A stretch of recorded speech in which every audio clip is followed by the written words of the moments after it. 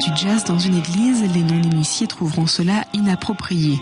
Les connaisseurs comprendront ce retour aux sources, car avant d'être symbolisé par la contrebasse et la trompette, le jazz c'est avant tout des voix. Tout ce qui est voix au niveau du jazz a commencé dans les églises, il ne faut pas l'oublier. Le gospel, le négro spirituel, et tout le reste derrière, on le doit quand même à tous les noirs qui chantaient dans les églises.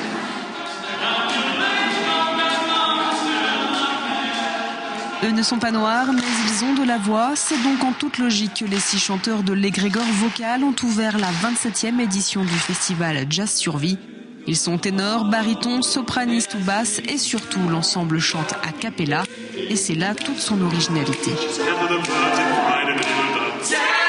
On peut tout faire a cappella finalement. On peut faire du rock, on peut faire du hard.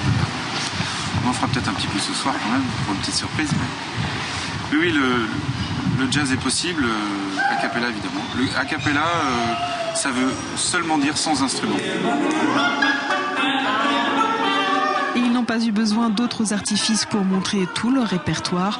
Et même si le hard n'était pas forcément au rendez-vous, Thomas, Jean-Baptiste, les 2 Cédric, Julien et Simon sont passés du jazz traditionnel au plus moderne. Dans la jungle, terrible jungle, le lion est mort ce soir. Mais le répertoire n'aurait pas été complet sans Claude Nougaro. Finalement, un beau symbole qui nous rappelle que la couleur importe peu, pourvu que le jazz coule dans les veines. Du